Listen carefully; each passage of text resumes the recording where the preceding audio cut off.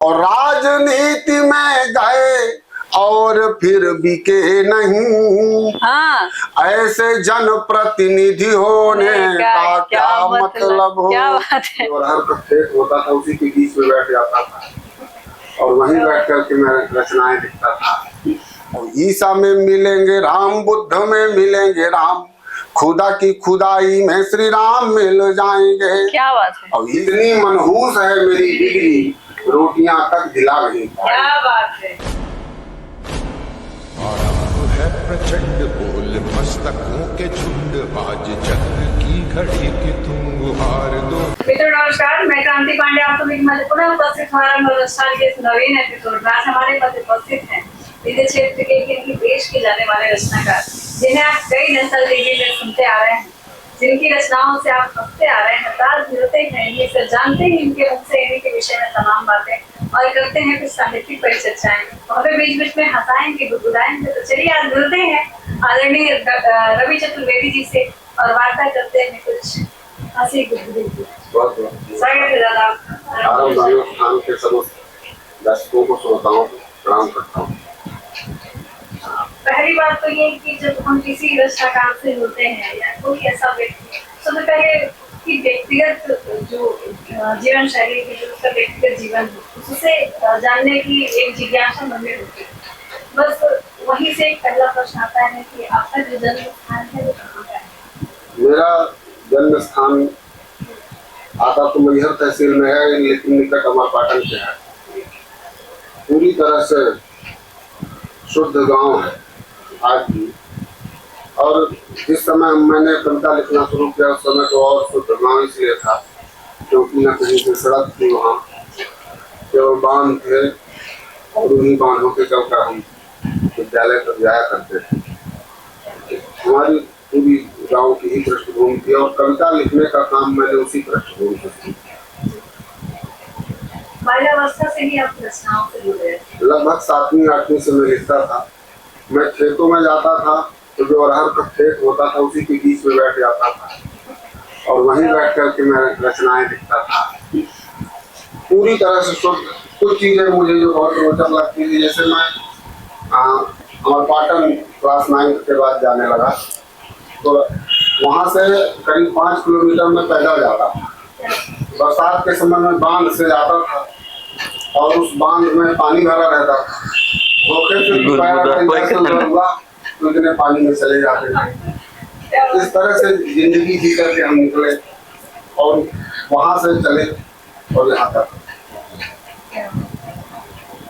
आपकी जो शिक्षा दीक्षा है तो बिल्कुल गांव से हुई है।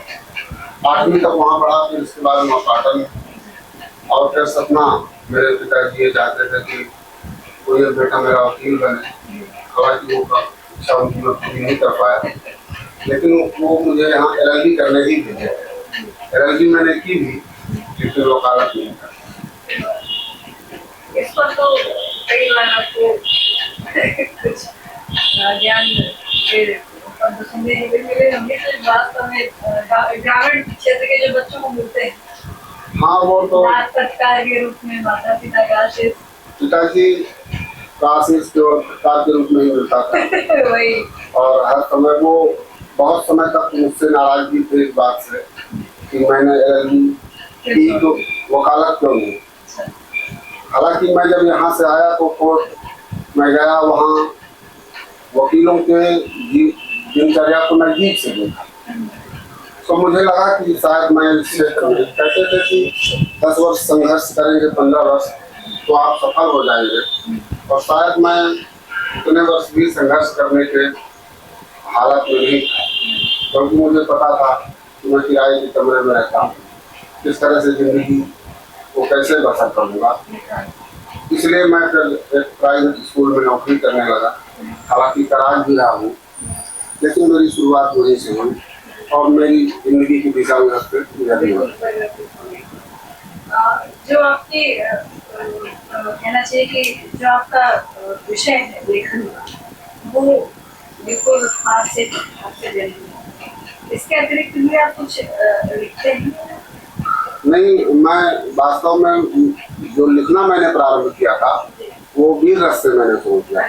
ये नई बात। खैर मैं ये देखा कि मैं कवि नहीं हो सकता, क्योंकि वर्तमान समय में कवि वही है जो व्यवसायिक हो, जो व्यवसायिक नहीं है वो कवि नहीं है। इसलिए मैंने ये गणित लगाया कि एक कवि सम्मेलन के मंच में अगर 8 कवि हैं तो उसमें वीर रस का 1 कवि और हास्य के 4 कवि। तो मैंने ये मूल्यांकन किया कि आवश्यकता किसकी अधिक है, और यही सोच करके फिर मैंने वीर रस को छोड़ा और मैं हास्य रस में आ गया। दूसरी बात आपने पूछी कि इसके अलावा, तो इसके अलावा मैं गीत भी लिखता हूँ, गजल भी लिखता हूँ, मैंने कहानियाँ भी लिखी हैं। और मैं ये मानता हूँ कि मेरी दृष्टि से, हालांकि सबको अपनी कहानियाँ या लेखन अपना अच्छा लगता है, लेकिन लगभग 15-20 कहानियाँ मैंने लिखी हैं। कुछ आलेख भी मैंने लिखे हैं, लेकिन वो सब अप्रकाशित हैं। और मेरी एक पुस्तक आई है अभी, मुसाफिर इस दौर, पहली पुस्तक आई, जिसमें कुछ छंद हैं, कुछ मुक्तक हैं और कुछ गजलें हैं। समाज के सब कुछ समाज के लिए ही लिखा है। अब ये है कि वो समाज का कौन सा अंग है। हालांकि मैं समाज का जो वर्तमान परिदृश्य है जो केंद्रित करता है वो है राजनीति। आज हम ये देख रहे हैं कि लाल किले से लेकर और एक गरीब की झोपड़ी तक राजनीति कहीं ना कहीं केंद्रित करती है, और मेरा अधिकाधिक विषय वही रहा है। और समाज के लिए जो तमाम समय समय पर बदलाव होते आए हैं। एक मुक्तक मैंने लिखा कि जिंदगी, जो स्वयं के विषय में जो आप उसे कितना मूल्यांकित कर सकते हैं कि जिंदगी खिलखिला नहीं पाई, जिंदगी खिलखिला नहीं पाई, मुझको मुझसे मिला नहीं पाई, और कितनी मनहूस है मेरी बिगड़ी, कितनी मनहूस है मेरी बिगड़ी, रोटियां तक दिला नहीं पाई। क्या बात है, रोटियां तक दिला नहीं पाई। वर्तमान पे यथार्थ है। इसके अतिरिक्त कुछ और अगर आप कुछ रचनाएं जी। मैं मूलतः छंद लिखता हूँ जी। ओमपाल सिंह निडर जी के छंद और गुरु सक्सेना जी के छंद मुझे बहुत प्रभावित करते रहे हैं। जी। हालांकि मैं उस तरह का लिख पाया ऐसा तो मैं नहीं कह सकता जी। लेकिन उस क्षेत्र पर चला एक छंद आपको सुनाता हूँ। स्वागत। अयोध्या पर जो मैंने लिखा था। जी। जिस समय अयोध्या पर निर्णय आने वाला था और अयोध्या में खुदाई हो रही थी, सबूत जुटाए जा रहे थे, तब मैंने एक छंद लिखा। जी जी। कि कौन सा पिया है जाम बुद्धि ने लिया विराम, सोचते हो खोदने से राम मिल जाएंगे। वाह। कौन सा पिया है जाम बुद्धि ने लिया विराम, सोचते हो खोदने से राम मिल जाएंगे। कौशल्या के अंगना में वैदेही के कंगना में, सबरी के बेर में श्री राम मिल जाएंगे। क्या बात। और कण कण में है राम, पगो पगो में है राम, राम हनुमान के सीने में मिल जाएंगे।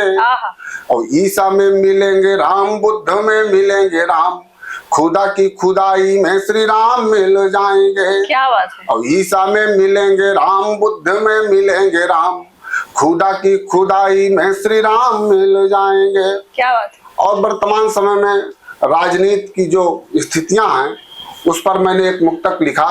स्वागत।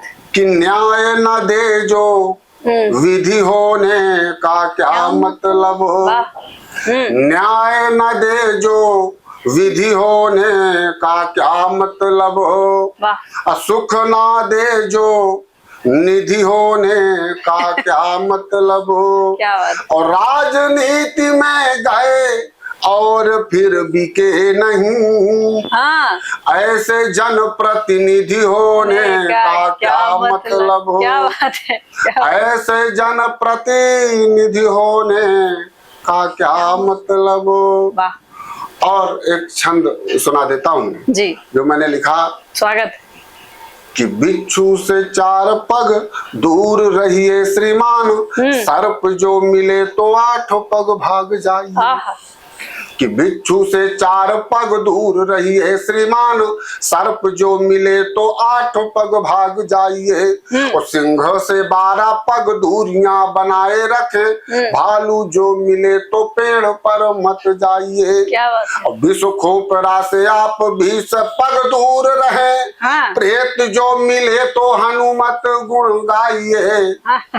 किंतु धोखे से भी यदि भ्रष्ट नेता मिल जाए, मेरी बात मानिए अदृश्य हो जाइए। उसका कोई तोड़ नहीं। किंतु धोखे से भी यदि भ्रष्ट नेता मिल जाए, मेरी बात मानिए अदृश्य हो जाइए। क्या बात, क्या बात है। हास्य में भी इतनी अच्छी रचनाएं की जा सकती हैं। ये समाज में जो कुछ चुनिंदा कवि हैं उनको सीखना चाहिए कि वास्तव में हास्य एक विधा है जी।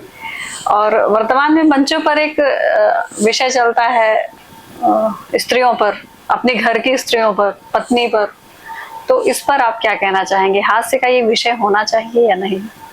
मेरी दृष्टि से अगर एक मर्यादा तक ये बात कही जाए जी, क्योंकि नारी का जो स्वरूप है हमारे प्राचीन साहित्य से लेकर आज तक जी, वो सदैव वंदनीय और शक्ति के रूप में यथार्थ है।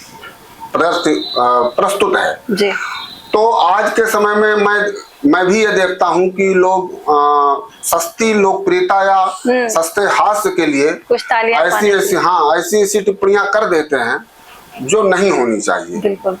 लेकिन अब मंचों का जो स्वरूप हुआ है जी, उस स्वरूप को क्या कहा जा सकता है? जी, उसे कविता कही भी जाए कि नहीं कही जाए, लेकिन जब से ये स्टैंड अप कॉमेडियन का दौर आया और ये सब चला तो मंचों में वो भी चल रहा है, लोग सुन रहे हैं। यथार्थ है।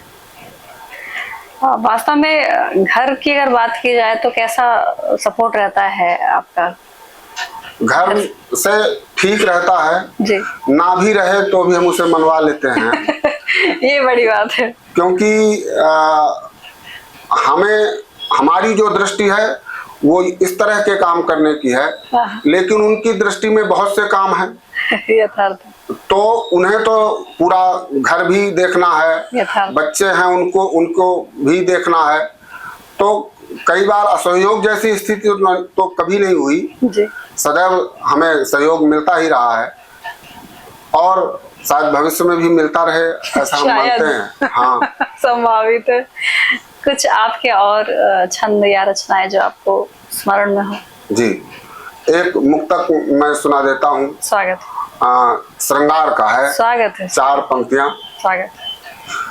कि तुम शरद चांदनी सी लगती हो, तुम शरद चांदनी सी लगती हो, क्या बात है। गीत की रागनी सी लगती हो, तुम हो संगम रसों का छंदों का, वाह, तुम हो संगम रसों का छंदों का, मुझको कामायनी सी लगती क्या हो, बात है, क्या बात है, मुझको कामायनी सी लगती हो। क्या बात है। और 4 पंक्तियां कश्मीर पर मैंने लिखा। स्वागत। असंभव अलंकार। असंभव अलंकार। ये ना कि चांदनी भी चांद से जुदा हो सकती है मित्र, सूर्य भी जुदा हो सकता है आसमान से। हाँ, ऐसा संभव है हो जाए कि चांदनी भी चांद से जुदा हो सकती है मित्र,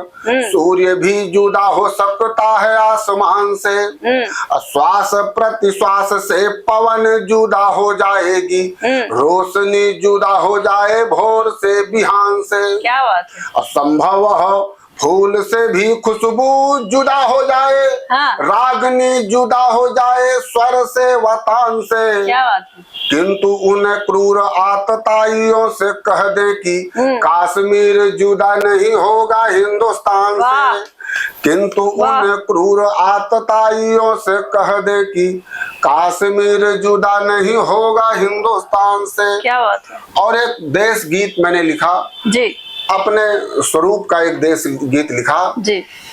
कि नमन है मेरे हिंदुस्तान, नमन है मेरे हिंदुस्तान, वाह। नमन है मेरे हिंदुस्तान, नमन है मेरे हिंदुस्तान।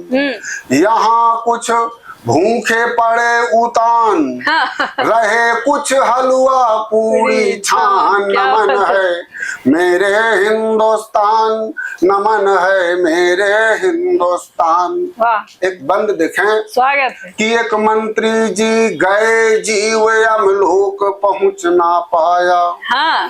एक मंत्री जी गए जीव यमलोक पहुंच ना पाया। वाह। और सांसत में यमराज ढूंढने को यमदूत पठाया। हाँ। अटके थे कुर्सी में प्राण, नमन है मेरे हिंदुस्तान, यथार्थ। नमन है मेरे हिंदुस्तान। और टीवी में, भाषण में, समाचारों में बड़ी सांप्रदायिक एकता की बात हो रही है, लेकिन सच क्या है बिल्कुल कि सांप्रदाय सद्भाव की चर्चा शहर में खुल्लम खुल्ला। वाह। सांप्रदाय सद्भाव की चर्चा शहर में खुल्लम खुल्ला। चौराहे में गर्दा मुर्दी करते पंडित मुल्ला, लेके गीता और कुरान। नमन है मेरे हिंदुस्तान, क्या बात है, नमन है मेरे हिंदुस्तान। अरे गांव का यथार्थ मैं एक टिप्पणी किया करता हूँ कि हमारे ग्राम पंचायत के सरपंच ने कलेक्टर के यहाँ, डीएम के यहाँ ज्ञापन दिया कि हमारे ग्राम पंचायत में कोई भी अनपढ़ नहीं है, और नीचे अंगूठा लगाया। हाँ। तब मैं 4 पंक्तियां लिखता हूँ कि गांव का स्वरूप कैसा है कि राम राज्य का गांव में मेरे अजब खिंचा है खाका। राम राज्य का गांव में मेरे अजब खिंचा है खाका। ओ पीरे बिलायती मधुरस अपने झूम रहे हैं काका।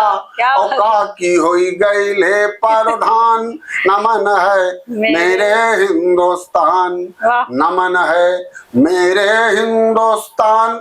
और अंतिम पंक्तियां जिसके लिए मैंने कविता लिखी, जिस तरह मंचों पर लाफ्टर हावी हुआ है, कविताएं दूर हुई हैं, तब मजबूरी में मुझे कुछ पंक्तियां लिखनी पड़ी। स्वागत है। कि सूरदास अश्लील लिख रहे, लाफ्टर बने कबीरा। कविता का धर्म क्या बचा कि सूरदास अश्लील लिख रहे, लाफ्टर बने कबीरा। और नीरस कविता रस खानों की धाम भक्ति में मीरा। और तुलसी देख देख हैरान, नमन है मेरे हिंदुस्तान, नमन है मेरे हिंदुस्तान, नमन है मेरे हिंदुस्तान। क्या बात है, क्या बात है, क्या बात है, बहुत बहुत धन्यवाद। क्या बात। कुछ प्रश्न हैं जो लगता है कि हमारे श्रोताओं तक जाने चाहिए, जैसे कि जो व्यंग विधा है उसका वास्तविक रूप क्या है? वास्तव में जो व्यंग वर्तमान परिदृश्य में लिखे जा रहे हैं जी, हम अगर अपने पूर्ववर्ती कवियों तक पहुंचते हैं तो हम देखते हैं कि वो विशुद्ध व्यंग हैं जी। हमारी पीढ़ी में कहीं व्यंग हैं, उसका स्वरूप हास्य, और हास्य के आगे जो चुटकुले आप सबके सामने प्रस्तुत हैं जी। लेकिन मैं ऐसा मानता हूं कि मेरी बात की पीढ़ी में व्यंग बहुत कम बचा है। व्यंग ये है कि जो जिस पर रचनाकार अपनी कलम चलाना चाहता है या जिसको अभिव्यक्त करना चाहता है अपनी रचना के माध्यम से जी, वो बात भी कही जाए, लेकिन इतनी भाषा उसकी इस तरह की ना हो कि किसी को आत्मिक ठेस पहुंचे, पर समाज के सामने वो बात उजागर भी हो जाए जो रचनाकार अपने रचना के माध्यम से कहना चाहता है। नियंत्रित भाषा, हाँ, नियंत्रित भाषा उसकी नियंत्रित होनी चाहिए। लेकिन जो हास्य आज के परिवेश में प्रस्तुत है जी, वो शायद कहीं ना कहीं व्यंग को पीछे कर देता है, और व्यंग बहुत कम लिखने वाले हैं भी तो मंचों में कम है जी। मुख्य रूप से मंचों पर ना आने का एक कारण यह भी है कि वास्तव में कॉपीराइट जो है एक बड़ी समस्या है। अगर कोई मंच पर है तो उसी को कॉपी करके लोग पढ़ रहे हैं, कहीं ना कहीं अगर कोई रचना सामने आ जाती तो उसको लेकर चल रहे हैं। इस पर आप क्या कहना चाहेंगे? दरअसल जो आने वाली पीढ़ी है जी, वो कविता और मंच को एक व्यवसाय के रूप में देख रही है। बिल्कुल। जैसे कोई डॉक्टर है, कोई इंजीनियर है, जीविकोपार्जन के लिए भी है, शिक्षक है। उसी तरह से जो पीढ़ी आ रही है वो कविता को भी कि हम कवि हैं। अब वो जब कवि हैं और मंचों पर आ रहे हैं, लेखन तो है नहीं, तो या तो वो यूट्यूब से निकालते हैं या मंचों से इधर का उधर, उधर का उधर करके। तो निश्चित रूप से ये समस्या उनके लिए है जो मूलतः कवि नहीं है। जो कवि है उसके लिए कोई समस्या नहीं है। और इस तरह की इधर कुछ वर्षों से इस तरह की समस्याएं बहुत देखने को आई हैं। कई केस भी हुए हैं लोगों पर। लेकिन ठीक है, सब चल रहा, उसके लिए क्या कहा जा सकता है। लेकिन ये साहित्य के लिए ये बहुत गलत है जी, और ऐसा नहीं होना चाहिए। इन तमाम परिस्थितियों को देखते हुए आप साहित्य का जो भविष्य है वो नव रचनाकारों में क्या देखते हैं? देखें, मैं ऐसा मानता हूँ कि जो रचनाकार हैं वास्तव में जी, वो आज भी उतने ही हैं। जी, ये हो सकता है कि वो मंचों में ना हो, क्योंकि वर्तमान संदर्भ में, वर्तमान समय में अधिकाधिक कवि वही दिखाई देते हैं जो या तो मंचों में हैं या यूट्यूब में हैं। लेकिन लेखन, अच्छे लेखन करने वाले लोग नहीं हैं, ऐसा नहीं है। हाँ, वो उतनी अधिक मात्रा में सामने ना आ पाए हों, लेकिन लेखन करने वाले अच्छे लोग भी हैं। और जो केवल मंचों तक हैं वो एक समय तक हैं। हमने तमाम रचनाकारों को देखा है कि जब तक वो मंचों में हैं तब तक वो जीवित हैं, उसके बाद उनका कहीं कोई अस्तित्व नहीं। जी। कुछ और रचनाएं चलते चलते आपके स्मरण में हो? एक मुक्तक सुनाता हूँ। जी, स्वागत है। कि जो लोग समंदर के अंतस में होते हैं, वाह, जो लोग समंदर के अंतस में होते हैं, क्या बात। हमने देखा अक्सर वे प्यासे होते हैं। क्या बात है, वाह। हमने देखा अक्सर, कैसे मुक्तक के माध्यम से कहा जा सकता है कि हमने देखा अक्सर वे प्यासे होते हैं, अब भोर बताने की उनको जिम्मेदारी। क्या बात। अब भोर बताने की उनको जिम्मेदारी, दिन करके घर में भी जो जाकर सोते हैं। क्या बात है, क्या बात। जो लोग समंदर के अंतस में होते हैं। इसका अंतिम बंद देखें। स्वागत है। कि वे राज न जानेंगे हम हंसने वालों का, वे राज न जानेंगे हम हंसने वालों का, हंसने की मंजिल तक हम कितना रोते हैं। क्या बात है, क्या बात। जो लोग समंदर के अंतस में होते हैं, हमने देखा अक्सर वे प्यासे होते हैं। क्या बात है, क्या बात है, क्या बात। बहुत बहुत आभार। बहुत सार्थक चर्चा हुई और पुनः भेंट होगी। इसी के साथ में विदा लेती हूँ आपसे। अनुष्ठान देखने वाले सभी दर्शकों का बहुत बहुत आभार, धन्यवाद। आज उपस्थित थे हमारे मध्य आदरणीय रवि चतुर्वेदी जी, जिनसे आपने रचनाएं सुनी और तमाम विषयों पर एक सार्थक चर्चा हुई। तो चलिए एक अगले रचनाकार के साथ पुनः आपसे मिलते हैं। तब तक के लिए नमस्ते, प्रणाम, धन्यवाद।